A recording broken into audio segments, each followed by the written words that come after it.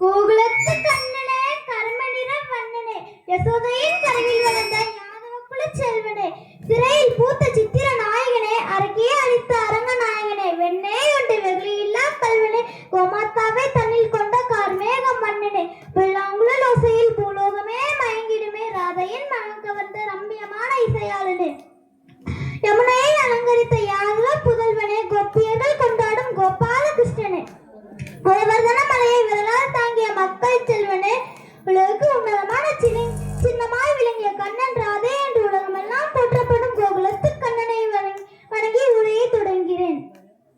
யாதவ குலத்து வேந்தன் அழகு முத்துக்கோன் அவர்களின் படை தளபதிகளே, சங்கையின் சரித்திர நாயகன் குருசாமி யாதவர் அவர்களின் அன்பு நெஞ்சங்களே மற்றும் மாண்டோர்களே சான்றோர்களே என்னை போன்றோர்களே உங்கள் அனைவருக்கும் என் முத்தான முதற்கண் வணக்கத்தை தெரிவித்துக் கொள்கிறேன். உயிர் பிரியும் நேரத்தில் கூட மன்னிப்பு கேட்காத மாவீரன், இந்தியாவின் முதல் சுதந்திர போராட்ட வீரன் என போற்றப்படுவார் அழகு முத்துக்கோன் அவர்களை பற்றி ஒரு சில வரிகள் உங்கள் முன் பேச விரும்புகிறேன்.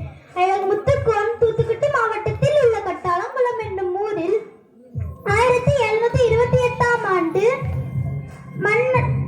மன்னர் அழகு முத்துக்கும் ராணி அழகு முத்தம்மாளுக்கும் மகனாக பிறந்தார். 1750இல் தந்தை அழகு முத்துக்கோன் அனுமந்தகுடி போரில் வீர மரணம் அடைந்தார். தந்தை இறந்த அதே ஆண்டு வீர அழகு முத்துக்கோன் தன்னுடைய 22ஆம் வயதில் மன்னராக முடிசூட்டிக் கொண்டார். வீர அழகு முத்துக்கோனும் எட்டயபுரம் மன்னர் சகவீர ராமபாண்டி எட்டப்பனும் சிறந்த நண்பராக விளங்கினார். எட்டயபுரம் மன்னர் அழகு முத்துக்கோனை எட்டயபுரத்தின் முக்கிய தளபதியாக நியமித்தார். அழகு முத்துக்கோன் சிறந்த போர் திறமையுள்ள வீரராகவும் எட்டப்ப மன்னருக்கு நேர்மையுடன் பணியாற்றினார். இந்தியாவின் முதல் விடுதலை போர் 1857இல் நடைபெற்றது. ஆனால் அதற்கு முன்பே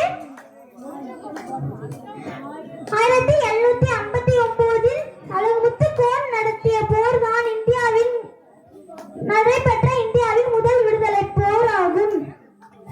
முதலாவதாக ஆங்கிலேயர்களை எதிர்த்தும் பழைய ஆங்கிலேயர்களுக்கு கப்பம் கட்டுவதை தடுக்கவும் செய்தார் வீர அழகு முத்துக்கோன். இதனால் கோபமற்ற ஆங்கிலேய அரசு ஜெனரல் மருநாயக்கம் பிள்ளையை அனுப்பி வைத்தது.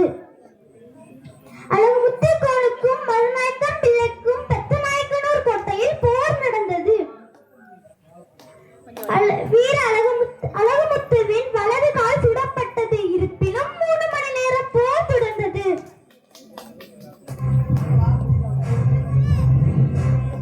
இறுதியில் 6 தளபதிகளும் மற்றும் 248 போர் வீரர்களும் இரும்பு சங்கிலியால் பிணைக்கப்பட்டு நடுக்காட்டூர் என்னும் இடத்திற்கு கொண்டு செல்லப்பட்டனர்.